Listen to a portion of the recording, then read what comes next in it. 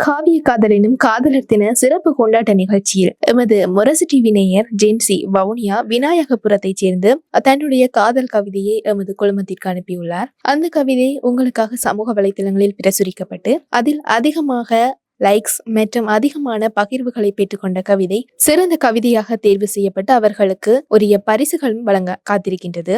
அந்த வகையில் நிலம் மேல் விழும் நிழலும் காற்றசைக்கும், ஆற்றின் மேல் விழும் நிழல் நீர் ரசிக்கும், நிலம் மேல் விழும் நிழல் காற்றசைக்கும், நிலம் மேல் விழும் நிழலோ காற்றசைக்கும், ஆற்றின் மேல் விழும் நிழலோ நீரசைக்கும், ஆற்றின் மேல் விழும் நிழலோ நீரசைக்கும், கடல் மேல் விழும் நிழல் அலையசைக்கும், கடல் மேல் விழும் நிழல் அலையசைக்கும், காலத்தின் மேல் விழும் நிழல் நேற்று இன்று நாளை என நாட்களால் அசையும், காலத்தின் மேல் விழும் நிழல் நேற்று இன்று நாளை என காலத்தால் அசையும், நிழலின் நீள அகலங்கள் ஆதவனால் அமையும், நிழலின் நீள அகலங்கள் ஆதவனால் அமையும், எது எத்தகையது ஆயினும் எதனாலும் பாதிப்படையாதது நிழல், எது எத்தகையது ஆயினும் எதனாலும் பாதிப்படையாதது நிழல், நீ நிழலாயிரு, நீ நிழலாயிரு.